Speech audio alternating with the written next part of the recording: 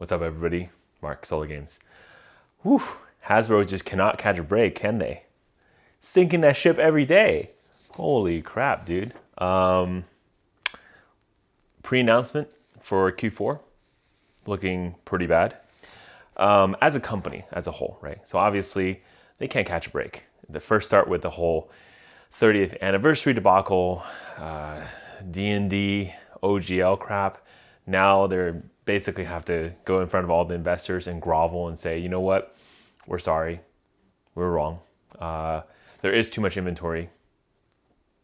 Yeah, so that's pretty funny, dude. So what's up? CNBC did an article basically noting a lot of pre-announcement for Hasbro. Usually when big companies like Hasbro announce something like this, they're trying to soften the blow because they know when they actually release the real numbers, their stock's going to tank even further. So ideally, they want to tell you ahead of time and let you know, hey, like, just be ready. Here's a cushion, sit on it so you don't, fall on your ass type of thing. Yeah, it's pretty bad. So how bad is it? 1.6268 billion is the revenue for Q4. This is all of Hasbro, including Wizards of the Coast.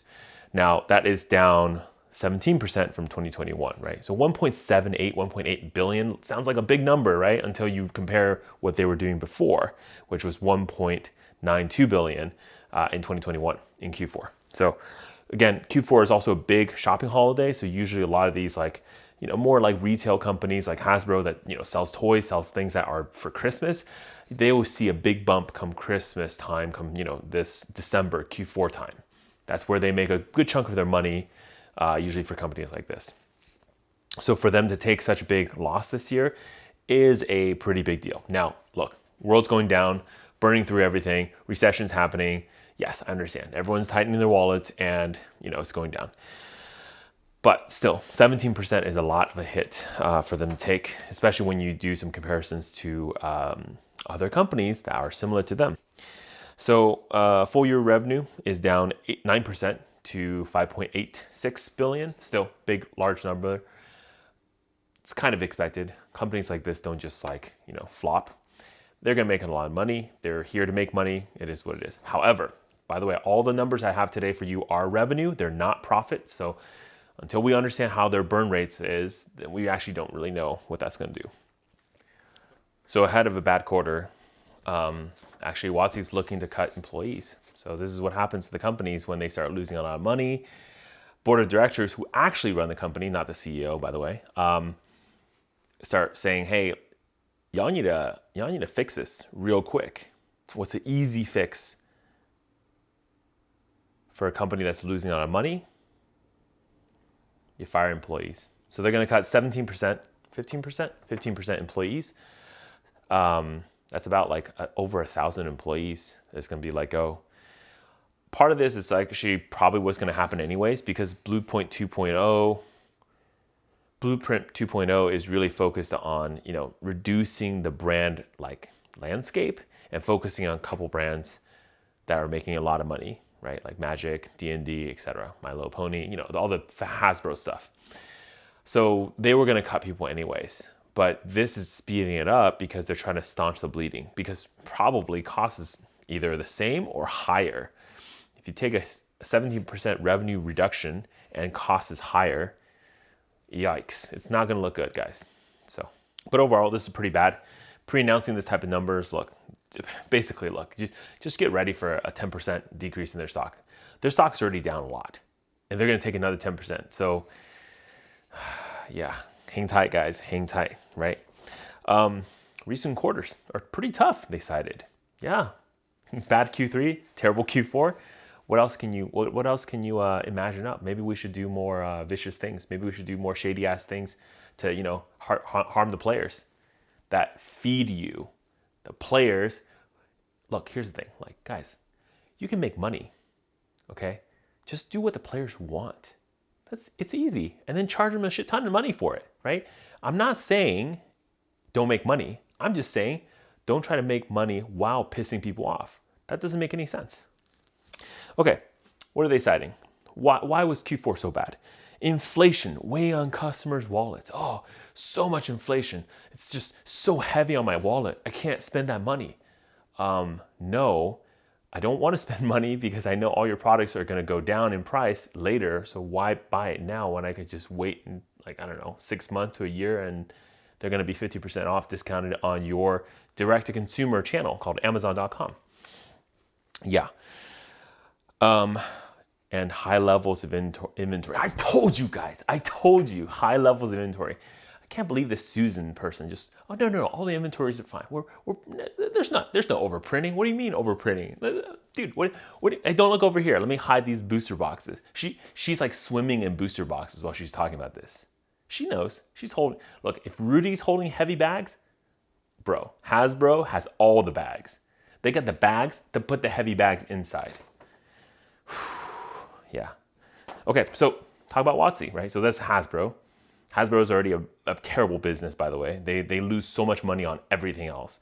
So how did WotC do? Surprisingly, WotC actually did pretty well for Q4. Up 22% for revenue to $339 million. So yeah, look, WotC is the first billion-dollar company. They're still gonna grow the brand. Why is the revenue up? Well, they fire sold a bunch of product on Amazon. Warhammer 40K was incredibly successful, right? Like I told you, like, do you remember when I started making these Warhammer videos about the decks and I was super excited? And I was like telling you guys, hey guys, like Warhammer decks, pretty awesome. Nobody cares. Nobody even like, whatever. Okay, cool. And now you see how effectual a good Commander product is for the entire market. Brothers War, super strong. Look, despite all the stuff that I said about print runs and whatever, which I still believe, by the way, I still think that Brothers War Collector's Booster is overprinted, but they're doing some things to hold the inventory back or something else. Basically, what I would love to see on like Reddit and whatever, if people are gathering this type of data, I want to see if all the serialized cards are already shown and what percent is missing. And if we can see about what percent per card is missing, that's a good indicator of like what percent of the products to market, right? If all of them are pretty much here, then it's just like people not opening their boxes. But if we're missing a good chunk of the cards, like half of the serialized cards, yeah, likely WotC's still holding those heavy bags, sitting in their inventory, and they're being smart about it. So this is the thing, you gotta give it to them when they're being smart. They're not fire selling this stuff on Amazon. They're not giving a ton to distributors. I think last restock I saw was like, hey, you can buy like 12 more, right? Per store or something like that. So that's not a lot. That's, you know, it's just a case. So, sorry, 2 cases, 2 small cases, master cases 24, etc. Anywho, the fact that they're limiting this stuff is a good sign. That means they understand, look, you can't over inventory this thing. You can't, like, even if you print this much, you can't release it all to the market at once.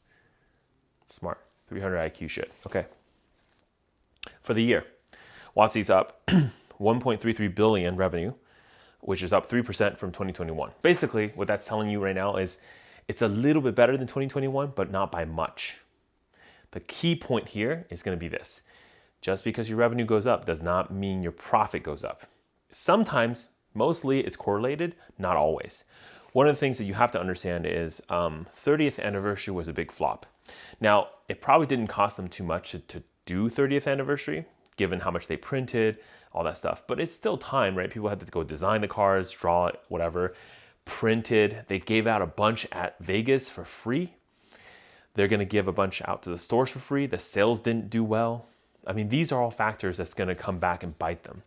And oh yeah, don't forget the marketing, right? They spent so much money marketing it. I mean, they would have to send a box to one of the influencers and then pay them a bunch of money to go like basically hype the product. So yeah, let's see. So I mean, look, revenue is high, but that doesn't necessarily mean that cost is going to be low or just even keeping even keel. So if cost is pretty high, actually your profit is going to go down. And let's be honest, we don't care about revenue. Like revenue is nice, but right now in recession, in no growth, nobody cares about growth anymore on Wall Street. It's all about profit. Bottom line profit is all I care about. If you're not making money, get the fuck out, right? Basically. So yeah, I just want to see them burn. I want to see the burn. I want to see how much money they're burning this year. I want to see how much money that media business is burning this year. So if you guys don't know, Hasbro bought a media business it doesn't make money. It loses money. Yeah. I mean, I guess the media business is supposed to make them more like TV shows and movies and whatever. I'm going to be honest, I don't have high hopes for the Magic TV show. I don't have high hopes for the Dungeons and Dragons movies, especially after the whole OGL debacle. Like, how many more people are super excited to go see a Dungeons and Dragons movie? Ha ha ha ha ha, right? The full earning call will be February 16th. So I guess we'll kind of look at things then. And yeah, it's going to do it for me for today. Mark Solo Games, I'm out. Peace.